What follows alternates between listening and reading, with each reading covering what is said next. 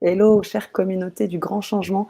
J'espère que vous vous portez à merveille. En tous les cas, j'espère également que Paul Pironet, qui est avec nous ce soir, se porte également à merveille. Comment tu Superbe vas, Paul? énergie, très heureux de te retrouver après nos petits échanges de préparation.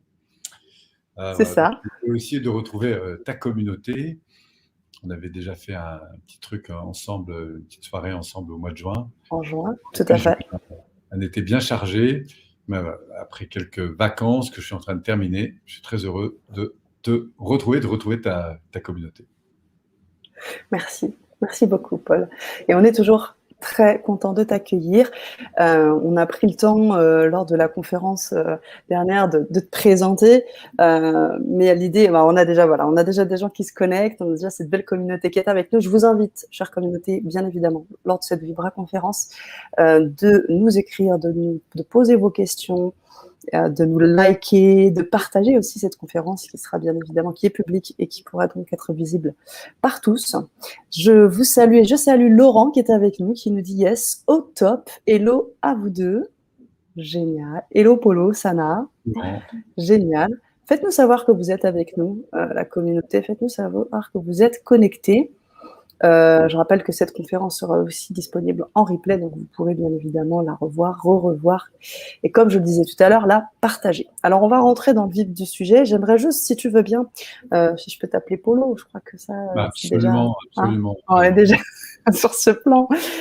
J'aimerais qu'on prenne le temps, parce que comme je te disais, j'avais fait une présentation là en juin. J'aimerais là vraiment qu'on te laisser la parole. Parce que, bon, on sait beaucoup de choses de toi. Tu en as fait beaucoup. Mais j'aimerais que ce soit tes mots. J'aimerais que ce soit, voilà, ce que tu as envie aussi de partager ce soir auprès de la communauté du grand changement. Tu veux bien? Ah ben, avec un immense plaisir. Super. La première chose que j'ai envie de dire, c'est vive le grand changement, qui est en fait permanent. C'est bien une chose qui ne s'arrêtera jamais, c'est le changement. Hein. Tout ce qui est vivant, en tout cas, est en transformation. Et j'ai même, alors, je ne sais pas si c'est l'âge, parce que j'ai 56 ans maintenant, mais j'ai même le sentiment que ça s'accélère, si je puis dire, de plus en plus. Mhm. Les processus, les cycles, tout ça. Enfin, la nature fait toujours 24 heures. Dans ces cycles, il y a beaucoup de cycles qui ne bougent pas beaucoup, mais il y a quand même des choses qui s'accélèrent dans cette transformation.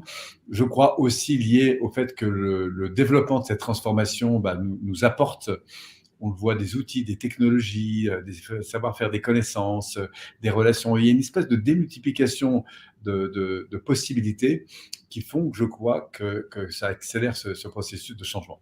Alors moi, ce qui me passionne, que c'est un peu Mhm. la question, c'est qui suis-je et qu'est-ce qui m'anime? C'est ça. Moi, ce qui m'anime, c'est la croissance de l'être humain. C'est-à-dire, au fond, comment aider des personnes à retrouver l'essence même de ce qu'ils sont, de façon à pouvoir construire un avenir qui soit en rapport, en phase avec ce qui est important à leurs yeux. C'est-à-dire, alors, Mhm. il y a beaucoup de voies qui nous conduisent évidemment à ça aujourd'hui dans le développement personnel, mais depuis, ça fait 35 ans maintenant que je fais de la formation. Alors, je suis surtout connu sous l'angle de la PNL, même C'est si j'ai ça. été formé à bien d'autres approches, mais c'est l'approche que j'ai trouvée, en tout cas jusqu'à présent, vraiment qui me correspondait le plus, on va dire. Une approche Mhm. qui s'intéresse évidemment au fonctionnement neurophysiologique, dit autrement à notre fonctionnement à la fois interne, mais aussi notre fonctionnement externe à l'égard de l'environnement, à l'égard de toutes ces situations qui se présentent à nous. Et Mhm. moi, ce que je trouve de passionnant, c'est de découvrir combien un être humain peut entraîner du changement à l'extérieur, hein, dans sa vie, dans ses relations, dans son couple, voilà, dans son bien-être social, familial, professionnel, Mhm. en transformant de plus en plus ce qu'il est à l'intérieur de lui-même. À commencer par justement s'accueillir intérieurement, se reconnaître intérieurement. Je dis se reconnaître, c'est le sens considération, reconnaissance de soi. Mhm. Et ce que je trouve de beau, c'est quand tout d'un coup une personne reconnecte véritablement à des choses qui sont importantes. Alors parfois, il faut des accidents de la vie pour reconnecter à des Des choses épreuves. importantes, mais Mais quand quelqu'un retrouve le sens d'une nouvelle valeur, qu'en plus de ça, il ouvre devant lui, c'est-à-dire en termes de projet, un rêve, une vision, un projet, un objectif qui l'anime, parce qu'il est en phase avec ses Mhm. valeurs, mais il y a comme quelque chose qui se transforme, c'est-à-dire il y a une énergie qui arrive, qui met en action la personne. Et moi, c'est cette magie-là que je trouve fantastique quand je vois arriver la plupart du temps dans les séminaires des personnes qui sont un peu en interrogation. Alors, comme ils ont payé pour venir, ça veut dire qu'il y a déjà une motivation certaine à vouloir Mhm. avancer, bien sûr, mais ils sont Bien quand même sûr. très interrogateurs. Ils arrivent avec leur histoire, leur bagage. Et moi, ce que je trouve de beau là-dedans, c'est de jouer un peu ce rôle d'allumeur de réverbère, c'est-à-dire d'aller à la rencontre, au fond, de ces zones parfois d'ombre et de découvrir derrière nos zones d'ombre, il y a quelque chose qui ne demande qu'à briller. Et donc de Mhm. rallumer. Souvent, on m'a eu défini un peu comme un rallumeur de réverbère. Et c'est ça, c'est remettre de la lumière, remettre en lumière, en fait, qui nous sommes, ce que nous sommes, ce qu'on a envie de faire de notre vie, nos valeurs, nos projets, cette énergie incroyable qu'on peut aller chercher.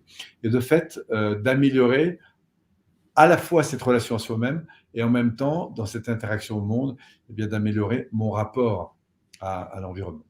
Voilà, c'est ça qui m'anime depuis tout. Mhm. Mhm. Je trouve que la PNL Mhm. le fait très bien. Il y a plein d'autres approches qui m'intéressent. Oui, Mais bien voilà. sûr.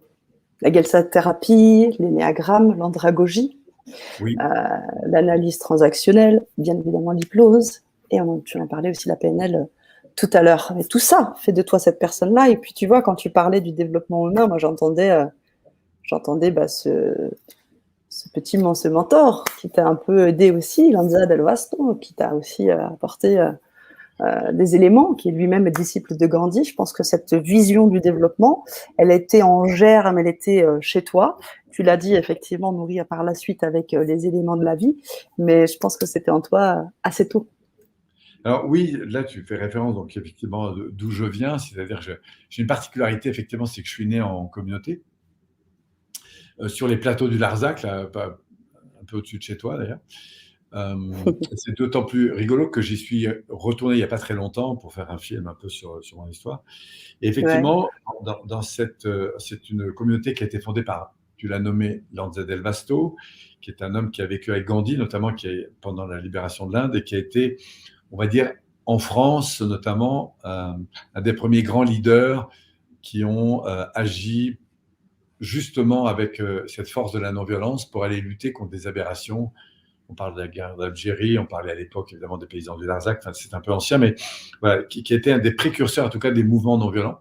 Et Mmh. autour de lui, autour de sa philosophie, on va dire, son art de vivre, eh bien, sont réunis des personnes, dont mes parents, c'était le début, et Mmh. des gens qui ont fait des choix. Alors, c'était un peu la saison des communautés, ça a commencé à se créer, ça n'a jamais fini d'ailleurs, mais c'était les premières communautés, alors un peu hippie, un peu ceci, un peu cela. Alors là, c'était pas Ouais. tout hippie, mais ça a attiré en tout cas beaucoup de personnes qui s'interrogeaient justement sur leur parcours spirituel, sur leur raison d'être au monde, et qui, confrontés à des aberrations dans le monde, eh bien, cherchaient des réponses.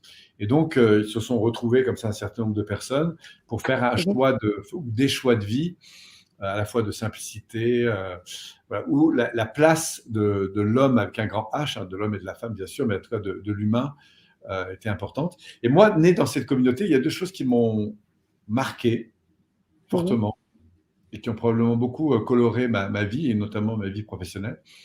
La première chose, c'est cette notion d'ouverture à la différence.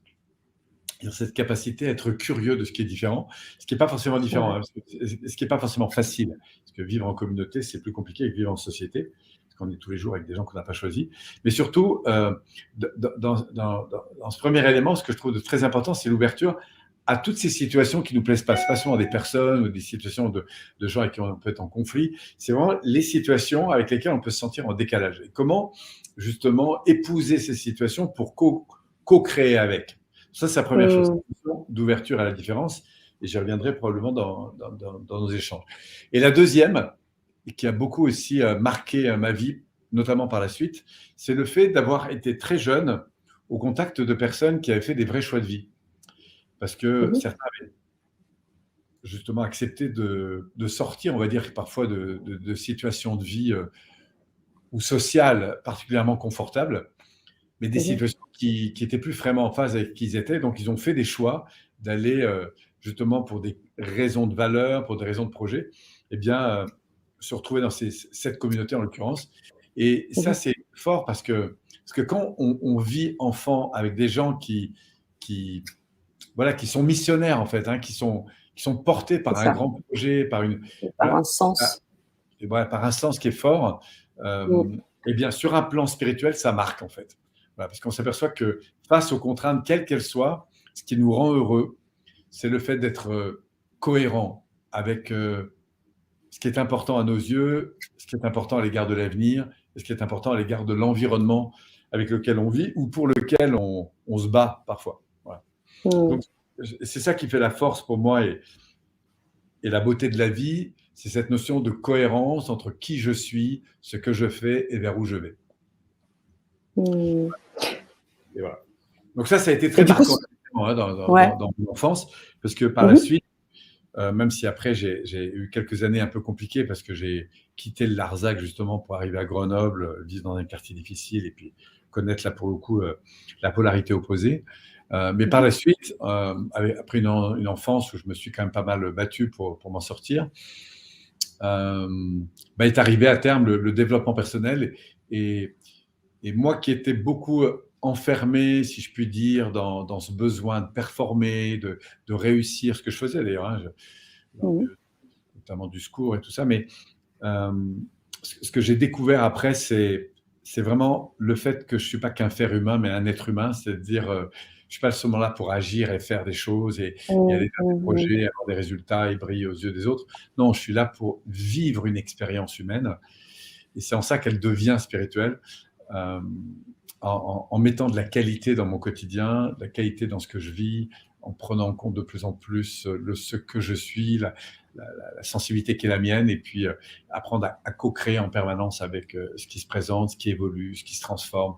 Et voilà, c'est ça qui aujourd'hui m'anime quand je vois des personnes qui arrivent dans des séminaires et qui, au fil des jours, des semaines et des mois, brillent de plus en plus. Quand je Mmh. dis brillent, Mmh. c'est-à-dire qu'ils sont de Mmh. plus en plus au clair, de plus en plus conscients, de plus en plus éveillés en fait à ce qui est important pour eux. Et quand ils vivent des décalages, parce qu'il y a des situations qui ne vont pas, eh bien, se rendre compte que dans leur interaction face à ces situations, il y a beaucoup plus de sérénité, il y a beaucoup plus de joie, il y a beaucoup plus d'accueil, il y a beaucoup plus, Mmh. finalement, il y a un champ, parce que c'est ça que je trouve de fantastique dans l'être humain, c'est que quand il grandit de l'intérieur, il grandit dans sa manière d'être au monde et d'interagir avec celui-ci. Donc, et c'est ça que je Mmh. trouve superbe, c'est de voir comment des gens transforment finalement leur relation avec leurs enfants, avec leurs conjoints, avec la vie, avec les difficultés. Bon, il y a plein de choses qui évoluent, hein, le système de pensée, de croyance, il y a toute la conscience de ce qu'ils vivent, dans leurs émotions et par conséquent dans leur interaction. C'est ça que je Mmh. trouve. Et c'est très, très riche. C'est vraiment très important ce que tu dis, Paul, parce qu'aujourd'hui, tu en as un peu parlé, mais tu as créé une des plus prestigieuses écoles là de PNL. Tu formes énormément, tu as des outils puissants, tes bases sont vraiment très, très solides autour de la formation. Et ce que tu dis de très important, et ce que je souligne, c'est que au-delà de ça, tu dis que c'est pas suffisant. Apprendre dans l'action, tu l'as dit tout à l'heure, le côté Mhm. spirituel est important. Et moi, ce que j'entends dans ton discours, c'est en fait aussi de se dire, on voit toutes les personnes qui font du développement personnel, parfois qui bloquent, qui disent mais pourquoi j'arrive pas, les autres, mais pourquoi j'arrive pas, et au bout du compte, tout est dans ce lâcher prise, dans une forme d'ouverture dont tu parles, et qui passe par la spiritualité. Enfin, c'est vraiment ce que je comprends de ton message, et c'est en quoi il fait écho avec ce que je pense aussi. Mhm. Alors, peut-être pour redonner un peu de clarté, Oui, parce qu'évidemment, je me suis longtemps posé cette question, qu'est-ce qu'on met dans le spirituel, qu'est-ce qu'on n'y met pas, tout ça. Je vais oui. donner ce qui est un peu ma vision, peut-être au gré de toutes ces années d'expérience, et Mhm. ce qui me semble important. Un être humain, comme je disais, c'est pas un faire humain, c'est un être. Et donc cet être, il est fait à la fois d'un corps physique. Donc le corps physique, il faut en prendre soin. Ça fait partie pour moi de cette dimension. Il y a un corps énergétique. Le corps énergétique, c'est tout ce qui circule en moi. Par exemple, est-ce que je me sens raciné, connecté à un arbre, une personne, ça. Qu'est-ce qui Mhm. circule en moi et autour de Mhm. moi? Il y a cette dimension plus émotionnelle avec à la fois des émotions qui peuvent être déplaisantes mais fort utiles, comme la peur, la colère, la tristesse, etc. Et qui font des alertes émotionnelles qui sont à prendre en compte et que j'ai besoin d'apprendre à accueillir aussi de plus en plus pour justement les gérer. Il y a évidemment toutes les alertes émotionnelles, on est toujours dans l'émotionnel, mais cette fois-ci beaucoup plus plaisante, le désir, l'amour, la joie, tout ce qui est en train, un sentiment de paix. Et donc, dans cette vaste espace émotionnel, plus je vais être conscient, éveillé, et plus je vais apprendre à accueillir toutes ces dimensions et interagir avec toutes ces dimensions. Vous aurez compris que c'est évidemment une boussole extrêmement puissante pour évoluer. Et il y a de la spiritualité là-dedans. Ensuite arrive toute la dimension plus mentale, ma capacité à raisonner, à comprendre, à apprendre, à interagir, mon éveil de conscience, là pour le coup, parce que c'est de la conscience.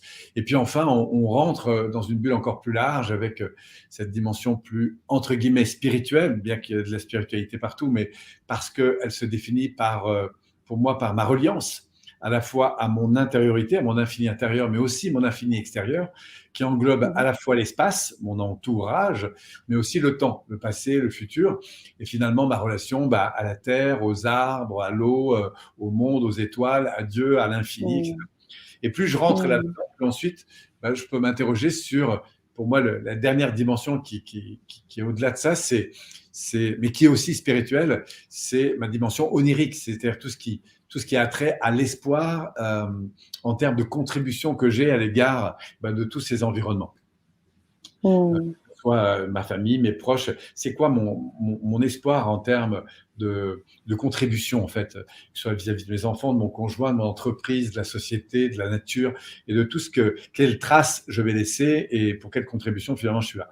Et c'est autour de toutes ces dimensions, pour moi, que je trouve que l'être humain Ouais, donc, quand tu disais, on n'est pas seulement là pour faire des outils de PNL, d'AT, de machin, l'être humain est beaucoup plus riche que les outils qui permettent. Évidemment, les outils sont intéressants parce qu'ils nous offrent des cartographies, des savoir-faire, des stratégies, etc. pour évoluer. Mais après, ce qui est intéressant, c'est de poser quelques cartographies, si je puis dire. J'appelle ça comme ça, c'est un terme un peu simple.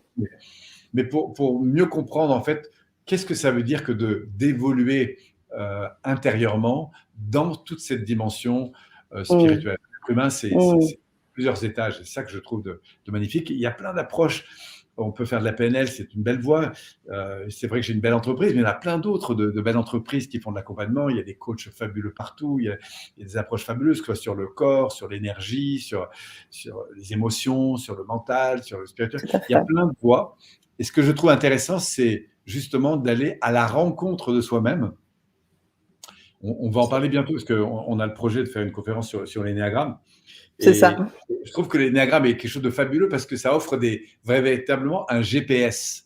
Un GPS qui permet d'aller à la rencontre de soi pour finalement mieux et gagner beaucoup de temps parce qu'on comprend qui on est, nos peurs, nos spécificités en termes de désir, de peur, de croyances, etc. On voit nos zones de force, on voit nos zones de fragilité. Et comme tout ça, encore une fois, ça répond à des lois qui sont très connues, c'est des lois mathématiques. Enfin, je veux dire, la psychologie, c'est pas du n'importe quoi, c'est des lois qui sont réelles. Mais quand on les découvre, ces lois, ce que je trouve de fabuleux, c'est que ça nous éclaire énormément sur les voies à prendre pour pouvoir évoluer. Et c'est ça que je trouve de super, c'est d'aller à la rencontre de soi pour finalement faire grandir le monde qui nous entoure. C'est ça. C'est un peu comme si on mettait un filtre, une espèce de lunette. Mais on en parlera. Rendez-vous le 23 septembre prochain. On va pouvoir parler énéagramme. Si vous avez déjà des questions aussi, bien évidemment, on y répondra. Mais la première question que j'ai envie de poser, même si j'en ai posé certaines, mais le titre de cette conférence, comment accomplir ma mission sur Terre? Tu en as parlé, bien évidemment, mais si tu avais à donner un élément de réponse de manière précise, qu'est-ce que tu pourrais me dire, Paul? Alors, la mission, c'est une des dimensions importantes. Pour moi, il y a, à la base, si je veux trouver ma mission, la case d'en dessous, c'est trouver mes passions. Il faut que je sache ce que j'aime. Si je découvre que j'aime enseigner, moi, j'ai découvert très jeune que j'aimais enseigner.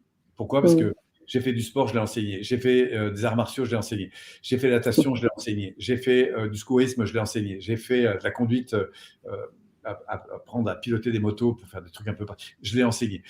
Et finalement, j'ai fait du développement personnel, j'ai enseigné. Donc, qu'est-ce que ça veut dire? Ça veut dire que j'ai comme valeur importante l'enseignement. Ça a toujours été mon kiff, d'enseigner, d'apprendre et transmettre.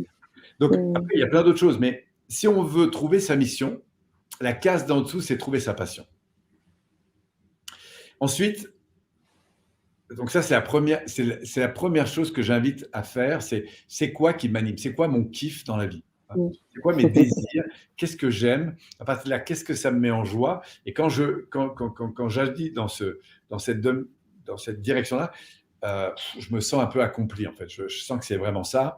Voilà. Et quand je suis dans mes passions, après, au-delà de mes passions, c'est un peu la deuxième case pour trouver justement sa mission de vie, c'est de me dire qu'est-ce qui, au regard de ce que j'observe autour de moi, dans le monde, qu'est-ce qui me touche et à quoi j'ai envie de contribuer. Et c'est là que moi, par exemple, j'adore enseigner. Mais ce qui me touche, c'est l'évolution humaine, c'est la transformation des gens, notamment à travers la PNL. Donc, je me suis fait une mission qui est ma passion, c'est de transmettre, mais ma mission, c'est de contribuer. C'est toujours contribuer de toute façon à faire grandir autour et avec les outils PNL. D'autres, mon frère, par exemple, travaille beaucoup sur le corporel. Lui, c'est sa mission. Il va faire grandir des gens. Moi, j'ai un ami qui est médecin, il adore faire ça. Il part sur des situations de guerre. Parce quoi? Parce qu'il adore aller se confronter dans des situations où les gens sont dans des situations extrêmement dangereuses pour aller soigner des gens. Bon, je trouve ça très fort, etc. Donc, ce qui est très important, c'est où est-ce que mon cœur me mène dans ma passion. Et enfin, à travers mes passions, ce que je trouve important, c'est à quoi j'ai envie de contribuer, à qui et à quoi. C'est comme ça que, pour moi, c'est le deuxième chose si je veux connecter à ma mission de vie. Ça peut être une mission en tant que parent, en tant que prof. Enfin, je veux dire, ça peut être une mission personnelle. Ma mission à l'égard de moi-même, par exemple, c'est prendre soin de mon corps. Ça, c'est très important. Prendre soin de mes relations, c'est très important. Voilà. Donc, j'ai des priorités dans la vie. C'est-à-dire que, par exemple, ma séance de sport, c'est une priorité. Voilà. Prendre du temps, c'est une priorité. Voilà. Pourquoi? Parce que c'est une mission. Je me sens responsable de la contribution que j'apporte à Paul Pironet. La deuxième chose, c'est qui est d'autre autour de moi? J'ai mes proches, j'ai mon équipe à mon bureau, donc c'est une mission. Je suis là pour faire grandir mon entreprise et en l'occurrence m'occuper de mes salariés, m'occuper de mes fournisseurs, m'occuper de mes clients, m'occuper, etc. J'ai une mission, y compris à l'égard de l'État. J'ai des responsabilités. Donc, la mission, elle va se définir par à quoi j'attache de l'importance à l'égard de l'environnement, à qui et pour faire quoi. Et plus je réponds à cette question, notamment en allant chercher dans mon histoire qu'est-ce que j'ai déjà bien fait, qu'est-ce qui m'a fait kiffer, sur quoi j'ai déjà rebondi, qu'est-ce que j'ai transformé. Et c'est comme ça qu'on clarifie de plus en plus, en fait. Et tout le monde ici, je le répète, a quelque chose à apporter au monde. Il n'y a pas une personne dans ce monde qui ne serve à rien. Alors peut-être parfois c'est pas clair, peut-être que vous l'avez su pendant un certain temps et qu'il y a des virages dans la vie qui font que vous êtes un peu perdu à un moment donné. C'est pas grave, on a tous des phases. Le monde change et on change avec, donc on a des phases d'automne où on se perd un peu. Voilà, il y a des phases d'hiver où là c'est un peu plus froid, on se rétracte un peu. Il y a des phases de printemps où on repart sur de nouveaux projets, et puis il y a des phases d'été où on récolte. Et ça fait partie des processus. Donc, pour répondre à cette question encore sur la mission, 1, trouver ma passion. 2, trouver qu'est-ce qui est important en termes de service et de contribution aux autres. Vous savez, les gens qui sont riches, je parle financièrement, le sont parce qu'ils contribuent d'une manière ou d'une autre. Si à un moment donné, vous vous sentez inutile, c'est que vous n'avez pas trouvé la contribution à apporter. C'est la première chose à faire.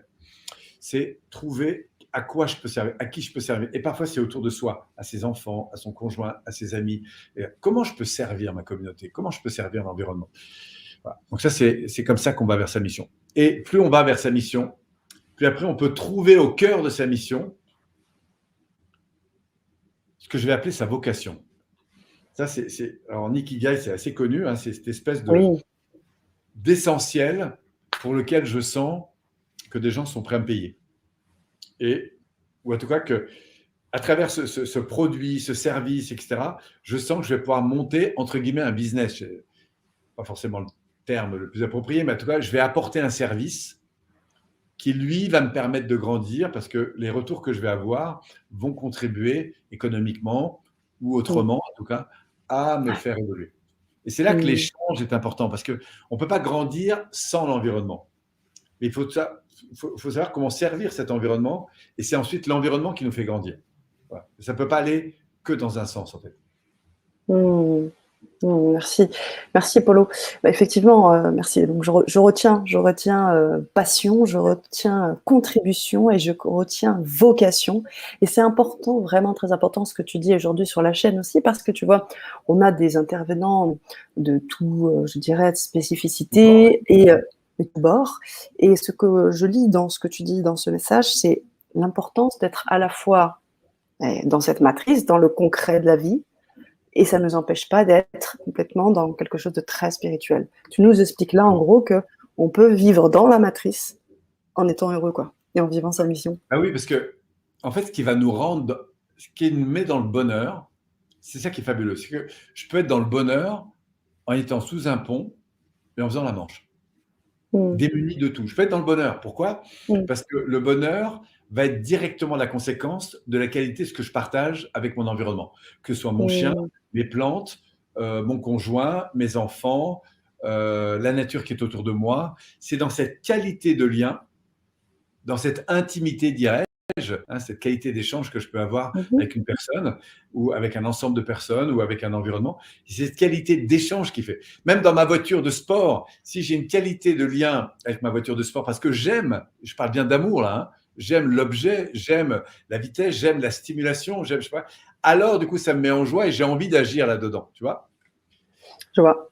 Et, et la spiritualité, c'est cette reliance entre cette dimension d'être Mmh mh. que je vibre dans l'amour, et en même temps l'incarnation de cette dimension dans la réalisation. Et Dans la la réalisation, matière. c'est quoi?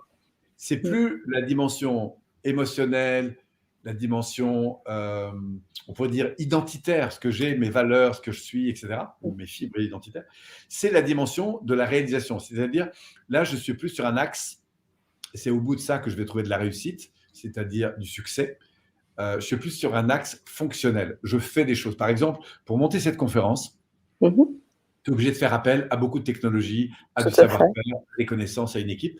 Donc, tu es obligé de faire des choses pour avoir des choses. Et plus ta technologie, plus tu as travaillé ta technologie, tes savoir-faire et tout ça, plus tu peux prendre ton kiff à servir. C'est vrai qu'à la fin de la journée, ton premier salaire, c'est ton kiff. C'est vrai. Mais plus ce kiff, c'est-à-dire cette passion, sert un ensemble de personnes et que tu sens qu'en servant les gens, eh bien, ils sont prêts. Et c'est là qu'on rentre du coup dans ce qui va faire ta rémunération, en fait, parce qu'ils sont Mmh prêts mh. à te payer un service, un produit ou quelque chose. Et du coup, Mmh mh. bah, à te rendre, en fait. Et c'est en te rendant que toi, tu vas continuer à te développer. Si les séminaires les payent des séminaires, évidemment que ça, ce que je gagne va permettre de faire grandir l'entreprise. Bien J'en sûr. suis arrivé là où j'en suis en un jour. Et c'est ainsi. Et c'est des lois de la vie. Et pour moi, la spiritualité ne se vit pas que dans la dimension verticale, dirais-je, c'est-à-dire de la sensibilité, mais doit s'incarner dans la matière. Il y a l'aspiration, tu vois, et quand je vis selon mes aspirations, ben, je suis très heureux, c'est le Mmh bonheur. mh. Et puis il y a la réalisation, et là, pour le coup, c'est le confort. Alors, je peux être très heureux avec zéro confort, je peux être très malheureux avec zéro confort, Mmh. je peux avoir énormément de confort et être malheureux, et avoir énormément de confort et être heureux. Si j'ai beaucoup de confort et que je suis heureux, c'est parce que je suis en qualité de lien avec ce confort. Je vois ce que Et tu c'est veux dire. très Je suis alignée, quoi. important en psychologie, parce que je pourrais te mettre dans un confort plus grand, Ouais, mais je serais comme tu pas, n'es pas prête psychologiquement, entièrement d'accord. eh ben, Après je tu ne suis seras pas convaincue. entièrement bien, en fait. Ah Ça, ouais, je suis c'est prête, magnifique. Et c'est super que ces deux dimensions soient dissociées, mais pour moi, la spiritualité, c'est l'incarnation de ces deux dimensions. La génial. réalisation. Super et beh, justement, ça me fait, basculer, en fait, quand tu parles d'alignement avec qui l'on est et comment on voit, où notre bonheur. Ça me fait penser au titre, notamment des ateliers parce que, du coup, on a réfléchi ensemble et se dire, comment vibrer ces ateliers-là et au travers de cette thématique que maintenant la mission donc, sur Terre est exposée, tu parlais de comment être aligné justement, comment trouver cet alignement et tu proposais comment, sur l'atelier 1, comment être aligné sur ma longueur d'onde. Ouais. Alors, du coup, ça me fait rebondir sur une des questions de Kezia Ouais. Moise qui dit: Je ne sais pas si je peux poser ma question. Bien sûr que si, Oui, je veux. évidemment, elle est posée. D'ailleurs, peut-être vous pouvez aussi nous dire de quel endroit vous êtes. Certains l'ont dit, j'ai vu qu'il y avait des Oui, gens on de est de la Réunion, de la Martinique. N'hésitez pas à nous partager à l'endroit où vous êtes. Je trouve que c'est intéressant pour nous, mais aussi pour la communauté. Et puis éventuellement, ce que vous faites aussi, parce que c'est toujours intéressant de voir qu'il y a des gens qui sont peut-être des thérapeutes, des coachs, des formateurs ou toute autre chose en fait. Mais je suis toujours intéressé par voir un peu qu'est-ce que font les gens qui nous écoutent. Et puis évidemment, si vous avez des questions, de les poser aussi. Mais je trouve que c'est plus sympa parce que du coup, on peut interagir ensemble et je trouve que c'est génial. Alors, mais carrément. Je vais rebondir sur la question de Kezia et qui va venir compléter le propos que Je t'en prie. Tu me donnais. Donc, on peut peut-être remettre sa question. Oui, carrément. Tout en sachant que ma mission de vie est visionnaire, comment pourrais-je l'accomplir? Alors ça, c'est une question qui est intéressante. Et justement, pour répondre à ta question, Sana, c'est en fait, quels sont les outils qui vont me permettre d'incarner mes aspirations dans mon quotidien? Moi, c'est ce qui me passionne et c'est l'objet d'ailleurs des prochains ateliers. On va travailler sur 3 axes. C'est comment concrètement je prends la main sur ma vie. Comment, vous savez, on va se former pour apprendre à conduire une voiture. On va se former. Si je veux piloter un avion, à partir de 16 ans, je peux aller prendre un avion, mais je n'irai pas prendre un avion si je n'ai pas appris à piloter. Ça ne me prendrait même pas. Si j'ai envie d'apprendre le piano, je vais prendre des cours en fait. Oui. Donc, ce qu'il faut vous mettre dans la tête pour ceux qui nous écoutent, c'est que si vous voulez évoluer, lire des livres, voir des vidéos, ça c'est bien, mais il y a un moment donné, il faut mettre la main à la pâte et il y a un apprentissage à faire. Mais l'apprentissage que vous faites, alors c'est comme votre permis de conduire, ça a coûté 20 heures, mais alors Dieu sait que ça vous a donné beaucoup de liberté en fait. Vous avez peut-être appris une langue, je ne sais pas moi, l'anglais, et c'est clair que si vous voyagez, la maîtrise de l'anglais, ça vous donne énormément de liberté. Donc, il faut savoir que l'investissement que vous faites sur de l'acquisition de connaissances, de savoir-faire, c'est la meilleure chose que vous pouvez faire pour gagner, bien sûr en bonheur, mais surtout en confort dans la vie. Et si je veux répondre à la question donc, de Kezia, eh bien, tout en sachant que ma mission de vie est visionnaire, en fait, être visionnaire, ce n'est pas une mission de vie. Une mission de vie, ça suppose d'être clarifié. Il faut que vous sachiez qu'est-ce qu'on met là-dedans. Parce que ma mission de vie, alors c'est peut-être la mission qui est visionnaire, c'est-à-dire qu'elle est peut-être anticipée. Mais la mission aussi, se définit par le service que j'ai envie d'apporter. Alors, il y a peut-être quelque chose de visionnaire en ce sens que pour l'instant, c'est très nouveau. C'est ça. Voilà. Mais pour moi, il y a la mission et il y a l'ambition de la mission. Par exemple, être un visionnaire, c'est avoir une ambition de croire à quelque chose qui n'existe pas encore. C'est ça. Mais la mission, elle est déjà présente. Si par exemple, moi, j'adore faire des séminaires et une de mes visions, et vraiment ça m'allume quand j'y pense, donc une ambition, je m'en fous si je le ferai ou pas, mais je vous assure, c'est vraiment un truc fort, c'est un jour de pouvoir clôturer un séminaire dans l'espace en regardant la Terre de loin. Voilà. Waouh. C'est la fin d'un séminaire en regardant la Terre de loin, parce que je rêve depuis toujours de voir la Terre de loin. Mon kiff, ce serait de boucler un séminaire avant ma mort, en pouvant regarder à travers les hublots, de célébrer la fin d'un séminaire en regardant la planète. Je trouve que c'est la chose la plus magnifique. Enfin, bon. Et c'est pas grave, mais ça, c'est une vision. C'est-à-dire, la vision, c'est une ambition. Alors, ça, c'est une ambition pour moi. Mais derrière ça, il y a évidemment beaucoup de choses. Mais une autre ambition, par exemple, actuellement, ça fait des années que je fais des formations de niveau 1, de niveau 2, de niveau 3. Et je suis en train de travailler sur un concept qui va permettre à des dizaines de personnes de travailler avec moi pour la retransmission, ce qu'on va appeler, nous, des bases de PNL. Donc, je suis en train de monter tout ça. Ça, c'est une vision. Pourquoi? Parce que j'ai une vision de démultiplication, on pourrait dire, de démocratiser la PNL à peu près dans tous les secteurs, parce que ça se fait déjà, mais je voudrais le renforcer, ce processus. J'ai une vision qui est de rassembler une grande communauté de professionnels sur un même réseau et de faire une communauté d'entrepreneurs, en fait, de gens qui sont dans le développement personnel, d'entrepreneurs qui accompagnent d'autres personnes. Voilà. Et pour ça, ça fait 2 ans et demi que j'ai une vision qui est en train de s'incarner. Ça me coûte un peu de temps et d'argent, mais qui va déboucher sur une application qui va sortir début de l'année prochaine, là. Et voilà. Donc, la vision, c'est l'ambition d'une mission. Donc, quand on est connecté à une mission, cette mission, elle est forte parce qu'on avancerait dans cette direction gratuitement, en fait. Et non seulement on y avancerait gratuitement, mais on y va et on continue d'avancer malgré les difficultés, les échecs. Si vous saviez le nombre de difficultés que j'ai rencontrées dans cette création d'application, j'en ai fait 4, c'est énorme. Mais si je suis toujours là à avancer, c'est parce qu'il y a quelque chose de plus grand qui m'anime, qui est une vision, une ambition pour la société, et parce que ça me prend un kiff. Et je vous dis un truc, même si j'échoue, je prends un tel kiff à avancer avec toute mon équipe là-dessus. Alors, j'ai commencé seul, hein, mais aujourd'hui, j'ai une grosse équipe là-dessus. Mais c'est un kiff de dingue, en fait. Je ne sais pas où ça va nous mener. C'est clair qu'on a une vision importante. Génial. Mais c'est un kiff, ouais.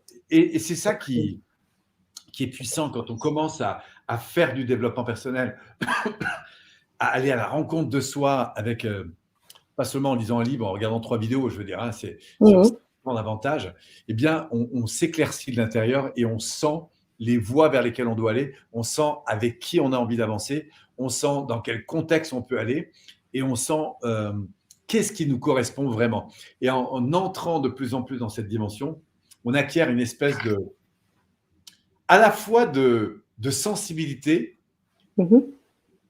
et en même temps d'évidence, tu vois. Ah ouais. Qui fait que, et il y a une espèce de confiance en la vie, en ce qui se présente, et on touche, moi je touche un kiff de dingue, je me sens dans une abondance de dingue, tu vois. Et c'est ça que je trouve de fabuleux, et c'est pour entrer dans cette dimension, en fait, que, par exemple, avec toi, voilà, je manque pas de travail, mais j'ai trouvé super avec ton public comme ça, qui est très sensible à cette dimension probablement spirituelle, dire, et si on leur offrait effectivement quelques ateliers pour les sensibiliser sur ce que la PNL, en l'occurrence, me permet de faire avec des centaines de personnes chaque année pour les faire grandir dans ce qu'ils sont, dans leurs projets, dans leurs relations avec leur tête, leur cerveau, le système nerveux, et voilà, et de s'éclater à travers quelques clés pour grandir. Génial. Bon, on va rentrer bien sûr dans le détail de ces ateliers parce qu'ils sont imbriqués et ils ont une hiérarchie. Parce qu'en fait, il y a des étapes quand je dis une hiérarchie, c'est-à-dire que c'est passer des étapes pour arriver à la troisième étape qui est le troisième atelier. Mais je voudrais aussi rebondir sur ce que tu as dit tout à l'heure parce que quand tu dis que le kiff c'est important, on dit souvent dans la spiritualité ou même, oui, d'un point de vue général, de garder le cœur ouvert. C'est un peu ce que je ressens quand tu parles de tout ça. Parce qu'en fait, tu gardes le cœur ouvert, tu as toujours cette vision. Donc, si tu as le cœur ouvert, tu es optimiste, tu laisses toutes les possibilités d'arriver. Donc, tu laisses un futur qui est pas encore créé et qui peut se créer comme on en a envie au fur et à mesure des étapes, quoi, tu vois, que tu vis. Et tu sais ce qui me permet le plus de faire ça? Ouais. Et très franchement, ça a changé ma vie. Moi, quand j'étais ado, à partir de 16-17 ans, je me suis investi énormément. Tu sais, j'avais une peur de l'eau. Je me suis investi en natation pour devenir maître nageur parce que j'avais un rêve derrière. Je suis rentré chez les pompiers de Paris. Puis finalement, j'ai fait mes concours à Paris, mais ça ne me plaisait pas. C'était trop l'armée. Je suis descendu à Marseille. J'ai recommencé, mais bon, c'était encore trop l'armée. Donc après, je suis allé faire du sauvetage en mer. Enfin, c'est incroyable tout ce que j'ai mobilisé comme énergie. Ouais, très bien. Donc, je suis un performeur. Je suis quelqu'un qui adore avancer, qui a des projets, qui a beaucoup d'énergie. Mais ce qui a énormément changé, et ça rejoint ce que tu viens de dire là, c'est que tout d'un coup, j'ai plus besoin de gagner pour réussir. Ce qui fait que ça m'apaise beaucoup, même si j'ai beaucoup de passion, ça m'apaise, ça marche, c'est chouette, ça marche pas, c'est chouette aussi. Et du coup, ce droit à l'erreur, ce droit devient de plus en plus évident. Et ce que j'ai découvert, c'est à quel point la vie est généreuse, à quel point, au fond, la vie m'aime, à quel point je peux lâcher prise, parce que même si ça ne se passe pas comme moi j'ai prévu, il y a comme un grand tout. Bon, moi, j'ai grandi dans une communauté chrétienne. J'ai une foi en quelque chose. Alors, c'est pas le Dieu tel qu'on se le représente le plus souvent religieusement, mais je crois à quelque chose de beaucoup plus grand qui est là pour nous élever. Pour autant qu'on soit dans cette... Tu sais, c'est comme si on veut bien fonctionner ensemble, il faut que j'ai confiance en toi. C'est ça. D'accord? Mmh. C'est la même chose avec la vie. Plus j'ai confiance en la vie, plus j'ai l'impression qu'elle me sert, en fait. Je vois très bien. Je vois très bien. C'est ce qu'on appelle la foi, finalement. Et donc, J'allais le dire. C'est ça, exactement. Et la foi, alors on l'utilise d'un point de vue religieux, mais je pense que c'est un mot qui devrait être aussi plus souvent utilisé, même dans ce qu'on vit dans la matière, parce que c'est ce qui est notre moteur. Tu parles de kiffance, tu parles de toutes ces choses. C'est la foi. C'est aussi, il y a là derrière la confiance. Croire en ce qu'on ne voit pas encore pour... Et croire en... Oui, tout à fait. Voilà, tu prêches également une convaincue. Eh bien, Kezia qui te répond, c'est tellement vrai, Paul, et puissant. Lorsque tu connais ta mission, plus rien ne t'empêche de la poursuivre. C'est dingue. Absolument. Alors, on était parti sur ces différents Oui. ateliers. Ben oui, parce que là, on va vivre un truc de fou, là. Explique-moi un peu, parce que là, ça va être 3 ateliers de malade. Oui, alors il y aura un premier atelier sur valeurs et vision, parce que c'est vraiment la priorité. En gros, ce qu'on va travailler, c'est la manière d'accueillir des frustrations et de s'ouvrir à ce qu'on vit, d'être en présence à ce qu'on vit, pour aller se chercher à l'intérieur, révéler nos importants, et à partir de ces importants, eh bien, se dire, au fond, si par exemple, j'ai des difficultés avec un de mes enfants, un conjoint, un ami, un collaborateur, je ne sais pas quoi, quelle est la difficulté que je vis? À partir de là, qu'est-ce que ça révèle d'important? Je fais court.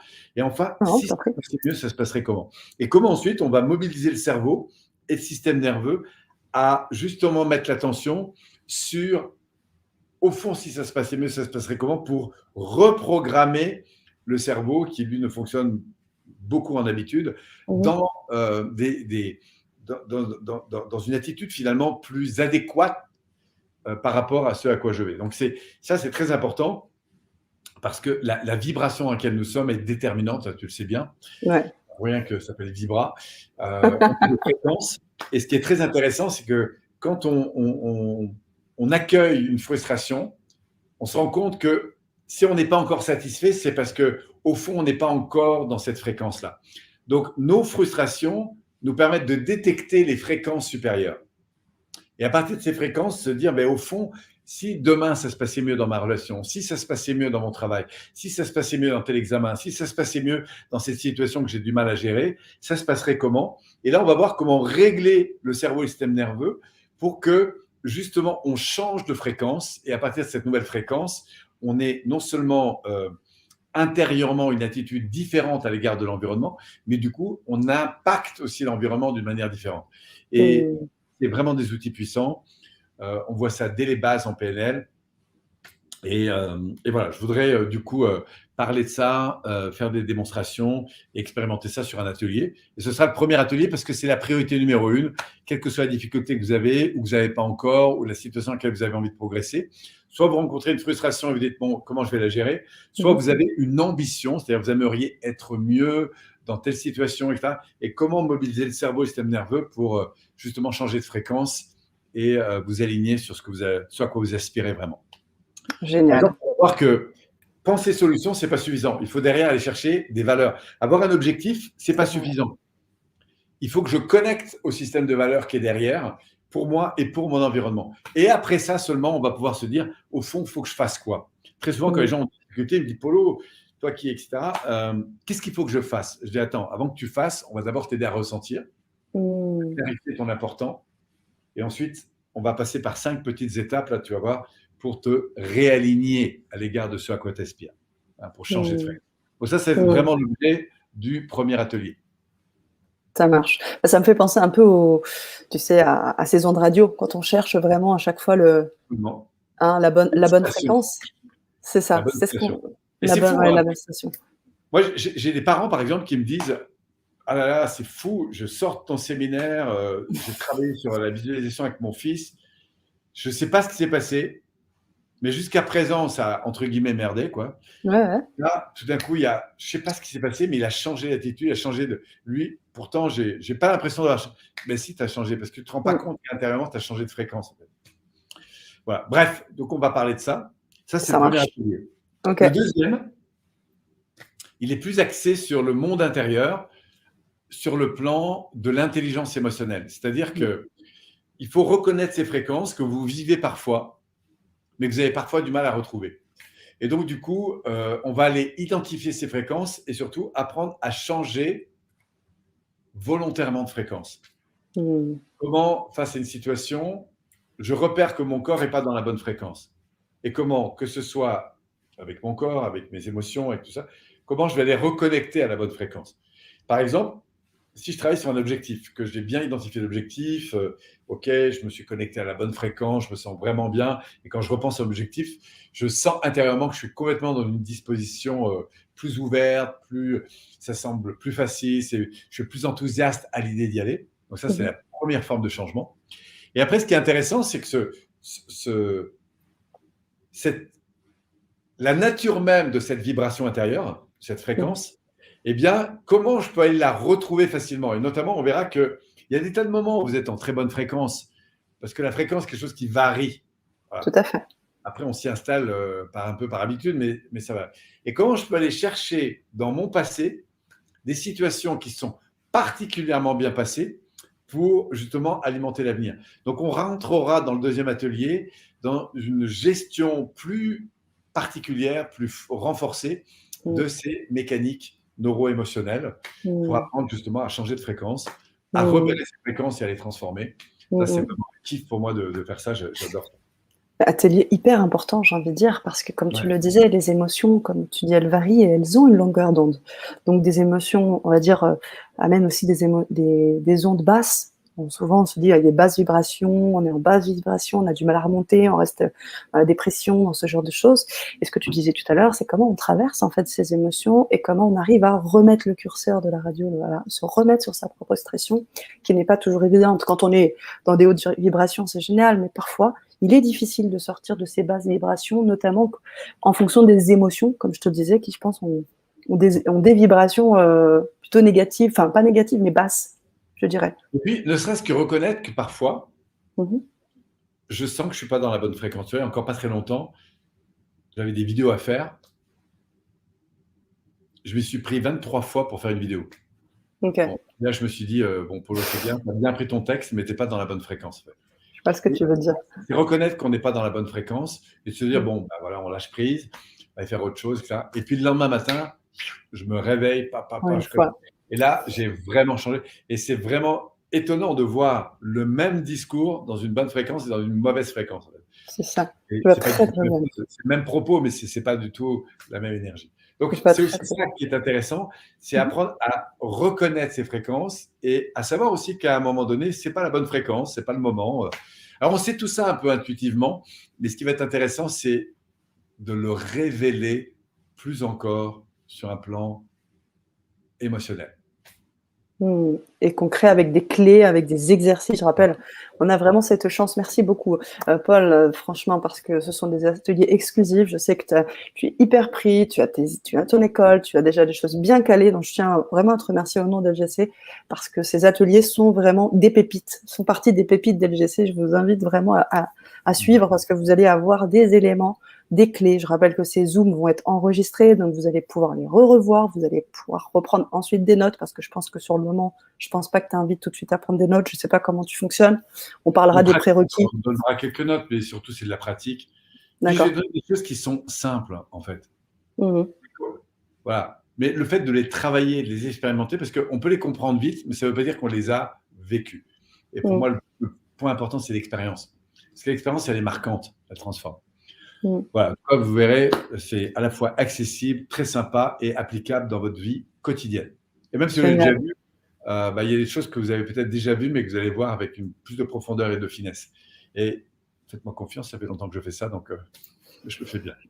Le troisième axe, puisqu'on a un troisième atelier. Oui, tout à fait. Après, sur valeur, objectif, et puis toute cette fréquence intérieure. nos émotions et tout ça, eh bien, une fois qu'on sera plus à même de travailler sur l'intérieur, on va travailler sur les situations d'interaction extérieure. C'est-à-dire qu'il y a des fois, ben, vous êtes dans la bonne fréquence intérieurement, mais en face de vous, c'est quand même compliqué parce que la personne, elle n'est pas du tout dans la même fréquence, là, pour le coup. Vous êtes très calme et détendu, mais votre petit bout de chou, lui, il est en pleine crise, en fait. Hein. Votre voisin, lui, il est complètement énervé parce que je sais pas quoi, ou vous avez été, je sais pas, une agression d'un type un peu tendu dans le métro. Donc après, il y a la gestion du décalage avec l'environnement. Voilà. Et ça s'appelle communiquer. Ça s'appelle prendre en compte, reconnaître, valoriser, apprendre à écouter, apprendre à reconnaître l'autre, pas dans ce qu'il dit, mais dans ce qu'il vit. Vous allez voir que c'est énorme comme différence. Et enfin, interagir et co-construire avec les personnes. Donc ça demande de la flexibilité.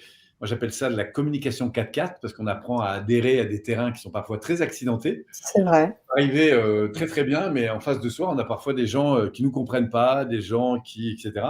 Nous, on aimerait bien, mais en face, il y a une forte résistance. Donc là, ça demande de la flexibilité et c'est ces modalités d'interaction, dit autrement de communication, qui vont être travaillées dans le 3e atelier. C'est ça. Et le versant spirituel, dans tout ce qu'on peut comprendre dans ce 3e atelier, c'est en fait, souvent, tu as parlé de difficultés de communication avec les gens, mais c'est souvent en fait, ce qui se passe spirituellement, c'est qu'on active des blessures. Je vais te dire quelque chose qui va t'activer une blessure et qui va faire que émotionnellement ça va pas le faire, ou l'inverse. Donc concrètement, là, vous allez pouvoir avoir aussi des clés pour dépasser ces blessures, comprendre en vous-même. On l'a vu dans le premier atelier pour toi. Ouais. Vas-y. Quand elles se manifestent, ces blessures, on va voir que si on n'est pas formé à ça, on réagit en fait à ces blessures. C'est ça. Alors si en plus de ça, nous on est touché par la même histoire, c'est encore pire. Ça s'appelle des jeux psychologiques. C'est victime, persécuteur, sauveteur. Ça se joue très rapidement. Et il faut apprendre à sortir de ça. Et ça, c'est la qualité de la relation qui permet de le faire. Et vous allez voir, c'est pas grand-chose, mais il y a certains détails, ça fait une grosse différence. Ouais, je vais donner un truc comme ça. Je vais donner un truc. Je ne peux pas laisser les gens comme ça en disant « Polo ». Juste un truc. Quand vous parlez à une personne et que vous voulez accroître votre niveau d'attention et d'écoute, donnez juste un peu plus d'attention au feedback que vous voyez. Pourquoi ? Parce que le cerveau de la personne, par exemple, quand vous parlez, imaginez que vous êtes dans votre cuisine et que votre conjoint est en train de vous parler, vous êtes en train de faire la vaisselle. Si votre conjoint vous parle, vous allez répondre « Oui, oui, je t'entends ». Mais si, par contre, c'est quelqu'un que vous aimez beaucoup, que vous venez d'accueillir, un ami, quoi que ce soit, s'il vous parle, vous allez voir instinctivement, vous allez le regarder davantage. Ça, vous faites ça pourquoi ? Parce qu'il y a un présupposé d'attention et de vigilance à une personne à qui, à ce moment-là, vous accordez de l'importance. Donc, automatiquement, votre système nerveux va faire qu'au fond, avec cette personne-là, vous n'êtes pas sur la même fréquence. Vous avez un niveau d'attention qui est supérieur. Et une des choses que vous allez faire, on va faire d'autres, mais une des choses que vous allez faire, c'est par exemple davantage lui donner de feedback quand il parle. Ça a l'air de rien, mais ce petit avantage-là, il fait toute la différence. Vous êtes dans un groupe, à table. En fonction de la fréquence dans laquelle vous êtes, les gens ne vont pas vous parler de la même façon. Et si quelqu'un vous parle en ayant juste un peu plus d'attention, parce que quand vous lui parlez, il va prendre le temps de vous montrer que vous avez reçu ce qu'il vous envoie, c'est-à-dire il va vous donner du feedback non verbal, eh bien, ça va connecter à un niveau inconscient d'une manière tout à fait différente. Donc, vous voyez ce que je veux dire, c'est que le fait simplement de prendre en compte ce phénomène, ça, c'est un des points. Il y en a un deuxième, c'est que quand, par exemple, une personne s'exprime, surtout si elle dit une chose qui est différente de votre point de vue, elle n'est pas d'accord, vous allez dire « mais non, ne crois pas ça, c'est pas vrai », vous êtes dans le « mais si, mais non ».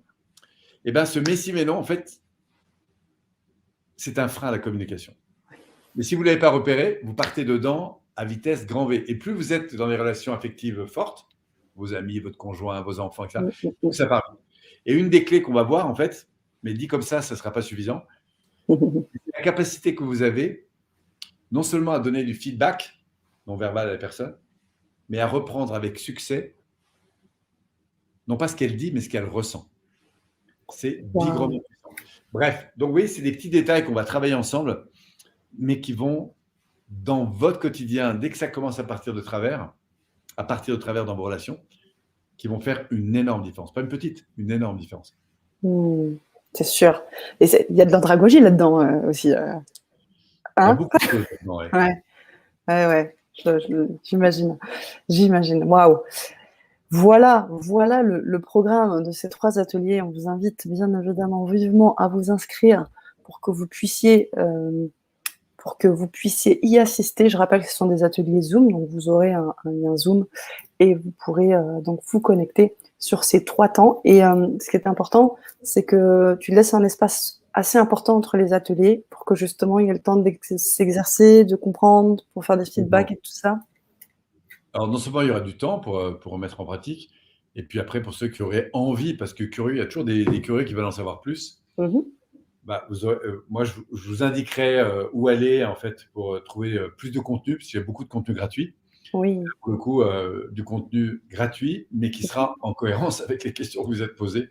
Donc, vous allez voir que non seulement vous aurez un atelier, mais après, en fonction de vos questions, de vos zones de sensibilité, je vous indiquerai où aller pour trouver plus d'informations en complément, et vous n'aurez pas à payer, évidemment. C'est des espaces où je fournis cette information gratuitement. Donc, mais l'idée, c'est vous donner la bonne information. Ce n'est pas la peine de vous donner des informations qui ne sont pas en phase avec la demande que vous avez. Voilà, je suis toujours très attentif à ça. Merci beaucoup pour ces extras personnalisés. Paul, merci pour cette générosité-là. Et puis effectivement, l'idée, c'est ça. Tu parlais de transformation. Je pense que pour la transformation, il faut de l'individualisation, il faut quelque chose d'assez personnalisé. Et c'est ce que vous allez aussi vivre à travers ces ateliers, parce que vous allez rentrer en vous-même, vous allez travailler sur vous et vous allez pouvoir aussi vous connecter au mieux avec les autres. Donc, merci beaucoup. Ouais, ce qui est important, c'est qu'on sera sur un écran Zoom avec une multitude d'écrans, en fait. C'est-à-dire que on se parlera directement, en fait. Bien sûr. Vous voyez, on va faire comme à la maison. Vous allez me parler de votre truc. Moi, je vais vous faire une démo. On va avoir des moments de sous-groupe. Vous allez voir, c'est très sympa. Ouais. Et puis après, on sera en live, comme si on était ensemble dans le même salon, quoi, en gros.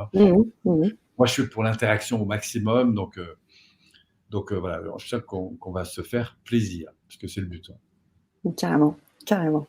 Merci infiniment, Polo, pour ce programme alléchant. Et puis, je vous invite à aller cliquer sur Internet, Paul Pironnet, vous verrez un petit peu. Et puis sur le lien que je vous ai donné, vous voyez un peu tous les commentaires de personnes qui témoignent de leur expérience avec toi et d'où ils sont partis et d'où ils sont arrivés. Donc vraiment, c'est un temps de lecture que je vous invite à prendre, chère communauté du grand changement. Et je vous invite aussi vivement à poursuivre, à suivre, à vous inscrire sur ces ateliers. Et bien évidemment, si vous avez des questions, on va les prendre là. C'est le moment. Je sais qu'on a pas mal échangé, mais on vous invite vraiment à poser vos questions à Paul, quelle qu'elle soit, que ce soit du côté des ateliers, mais aussi du côté de ce qu'il fait. Et moi, j'ai envie de te dire, on a cet espace-là, parce qu'il y a toujours un petit décalage entre les messages et l'arrivée sur le chat. J'ai envie de te dire quelle est un peu l'actualité. Alors, on parlait de l'énéagramme tout à l'heure, mais quelle est l'actualité de Paul Pironnet? Alors actuellement, vraiment autour de cette question, parce qu'il y a beaucoup de gens qui, là, depuis quelques semaines et quelques mois, depuis la rentrée en fait, me disent Polo, voilà, je trouve plein de trucs, mais je ne sais jamais quelle voie prendre, il y a tellement de possibilités. Donc du coup, j'ai réfléchi et je vais proposer l'énéagramme, justement parce que je trouve que c'est une cartographie extrêmement intéressante pour découvrir, un peu comme un GPS, le qui je suis et du coup, vers quoi je peux me tourner qui me corresponde vraiment. Mais pour ça, il faut descendre à l'intérieur. Et donc, j'ai cette proposition à court terme sur l'énéagramme. Là, c'est mon axe privilégié pour les 15 3 semaines qui arrivent. Après, j'ai un PNL Power donc à Lyon, pour ceux qui sont près de Lyon, mais c'est plein, donc j'ai plus de place. Après, j'ai des séminaires à Lyon et à Paris toute l'année. Mais enfin, bon, vous allez sur Paul Pironnet Institute. C'est ça. Paul Pironnet sur Google, vous allez très largement trouver des informations, et notamment notre site internet, qui je crois est assez bien fait et voilà, qui présente un peu les différents axes de formation et d'accompagnement qu'on propose, que ce soit en ligne ou en salle, ou les deux, parce qu'on fait de plus en plus les deux. Génial, génial. Alors, on n'a pour l'instant pas encore de questions, mais j'aimerais juste revenir sur un dernier point avant qu'on clôture cette Vibra conférence. Je sais qu'en off, on avait discuté sur un plan où tu te basais sur les 5 doigts de la main. Oui. Et j'aimerais vraiment que tu en reparles aux éditeurs, parce que je trouve que ça m'avait vraiment ça m'avait percuté, ça m'avait marqué. Ouais. Alors, je reviendrai un peu là-dessus dans les ateliers, mais comme ça, très rapidement. Oui. La première chose très importante, là, il y a toujours 5 dimensions qu'on retrouve évidemment dans les doigts de la main. Ça fait longtemps que je fais de l'accompagnement et je retrouve toutes ces dimensions. Qu'on parle d'AT, de PNL, de Gestalt, qu'on parle d'énéagramme, qu'on parle de cohésion d'équipe, qu'on parle de systémie, enfin toutes ces grandes approches que j'ai travaillées, on retrouve toujours ces dimensions. La première, c'est le top. C'est quoi mon top? Et vous faites instinctivement, quand vous trouvez un truc qui est top, une personne qui est top, un projet qui est top, vous faites ça. Et dans l'Antiquité, on faisait ça, ça veut dire à mort. Ça veut dire, voilà ce qui fait vivre mon âme, c'est mon top, c'est un réflexe. Donc le 1, c'est l'unité, c'est les valeurs, c'est l'identité. Ensuite, la deuxième chose, et on l'a évoqué un petit peu ce soir, et on travaillera évidemment dans nos ateliers, c'est la direction, l'index. Et quand vous utilisez votre index, instinctivement, c'est pour montrer une direction. Et c'est la deuxième chose importante. Une fois que vous avez travaillé sur vos valeurs, c'est au fond, si ça se passait mieux, ça se passerait comment dans le futur? Et donc, on a l'index qui renvoie à la notion d'orientation, de focus, de projet, de dynamique, d'énergie, etc. Après, on a le majeur. Le majeur, quand on acquiert la majorité, on devient majeur, ça veut dire qu'on est responsable et libre. Mais il n'y a pas de liberté sans responsabilité. Et la liberté, ça se gagne, ça s'acquiert, justement parce qu'on a des processus, on a du savoir-faire, on a des connaissances, on a acquis des choses. Et c'est ça qui vous donne plus de liberté. Et donc, cette liberté, elle ne va pas sans la responsabilité, parce que si vous voulez être plus libre demain, vous devez impérativement prendre des responsabilités. Et la responsabilité, elle se fait autour du cadre que j'ai. Et le majeur renvoie à la notion des règles du jeu. Je suis responsable, donc ça veut dire je connais mon cadre, je connais mes limites, je connais mes règles. Et dans ce processus, je sais ce que j'ai à faire. Voilà. Et donc, c'est tout ce qui a trait à l'action, à la fois intérieur dans mon positionnement, mais aussi extérieur dans la pratique, les processus, les stratégies et tout ça. Enfin, une fois qu'on est en action, eh ben, soit ça se passe bien, on est très heureux, donc on va vivre de l'émotion positive, soit ça ne se passe pas vraiment, et là, pour le coup, on peut vivre des émotions négatives. Et quelle que soit l'une ou l'autre de ces polarités, ce qui va faire la différence, c'est la communication qu'on a avec soi-même et avec les autres. Et on a le quatrième doigt, sur lequel on met l'alliance, c'est-à-dire l'annulaire, et qui représente la relation, qui représente le lien que j'ai avec moi-même, ma capacité à me valoriser ou à valoriser les autres. Et je prends souvent cet exemple du coach qui accompagne l'entraîneur qui accompagne son joueur qui vient de rater 4 matchs, qui est évidemment un peu effondré. On va lui dire, écoute, tu vois, en toi, il y a tout le potentiel pour réussir. C'est pas parce que tu n'as pas réussi encore que tu n'as pas le potentiel pour le faire. Donc, il y a une reconnaissance, une valorisation du potentiel, et ensuite, une redéfinition du cadre à donner pour justement élever le niveau de jeu et atteindre le résultat. Mais ce n'est pas parce qu'on n'a pas eu les résultats qu'on n'a pas le potentiel pour le faire. Et en termes de communication, c'est très important d'être justement valorisant, que ce soit vis-à-vis de soi ou vis-à-vis des autres. Ça impacte énormément sur la confiance et sur d'innombrables choses. Donc ça, c'est la relation. Et enfin, on a l'évolution, ce petit doigt qui dit de temps en temps ce que j'ai à faire, qui est un mélange de conscience, de sensibilité, et qui m'oriente sur ce que j'ai à faire, ce que je peux décider de faire ou pas. Et le petit doigt, c'est au fond comment, face à ces situations, je me mets en dynamique d'apprentissage, d'évolution, de changement permanent. On parle du grand changement. Ce changement, il commence à l'intérieur. Et c'est ça, évoluer, c'est évoluer dans son mindset, la manière de se percevoir, de percevoir le monde, et que ça, c'est la conscience. S'élever aussi dans sa manière de vibrer, là pour le coup, c'est-à-dire sa dimension de cœur, d'énergie, émotionnelle. Je peux grandir dans ma relation émotionnelle avec l'environnement, et puis bien sûr dans mes comportements. Ce qui veut dire, pour donner un exemple, que si je veux faire évoluer ma relation à la nourriture, il faut que j'évolue dans ma conscience, évolue dans mon rapport émotionnel à la nourriture, et par conséquent, si je veux évoluer dans ma relation à l'argent, il faut que j'évolue dans ma conscience de l'argent et à quoi ça sert et comment ça marche. Il faut que j'évolue dans mon rapport émotionnel à l'argent. Il faut que j'apprenne à l'aimer en gros. Et puis, du coup, il faut que je mette en place de ces deux dimensions des comportements qui soient plus adéquats. Et ainsi de suite, et ce, dans tous les domaines. Voilà, donc Ouais. cette dimension, l'identité, le focus sur les solutions, la vision, l'ambition, la responsabilité qui me conduira à mettre en place des actions et donc du coup à grandir dans ma liberté, les relations, qualité de relation avec moi et avec mon environnement, et enfin la capacité à apprendre de toute situation, hein, c'est mon taux, on pourrait dire, d'enseignabilité, ma capacité à tirer des enseignements de ce qui m'arrive, et ça c'est quelque chose qui n'est jamais fini. Voilà. Oui, c'est ça. Tu l'appelles aussi le petit créatif aussi. Oui, c'est une dimension L'intuitif. créative. Il y a la créativité partout, mais surtout sur celui-là, le créateur. Je rebondis, je transforme, j'enrichis, etc. Alors, si on fait des liens avec l'énéagramme, et on le fera dans notre prochaine soirée. Oui, tout à fait. On a une soirée ensemble sur l'énéagramme où je vous parlerai de l'identité, je vous parlerai du focus, je vous parlerai de la responsabilité, je vous parlerai justement des relations et je vous parlerai de la faculté à se transformer justement dans sa partie à la fois créative, ça c'est plutôt la partie sensible, créative, intuitive, et la partie qui comprend, qui analyse. La conscience, c'est donc la tête, et on a besoin des deux, la tête, le cœur, pour pouvoir grandir dans ses actions. Voilà, on parlera de tout ça. Génial, merci. On se retrouve donc, nous, la semaine prochaine. Yes, le 23, c'est signé. Et puis, vous pouvez toujours aussi poser vos questions en replay. N'oubliez pas que cette vibra-conférence, moi, je vous invite bien évidemment à la partager, mais vous pouvez aussi écrire vos questions, vos commentaires en replay.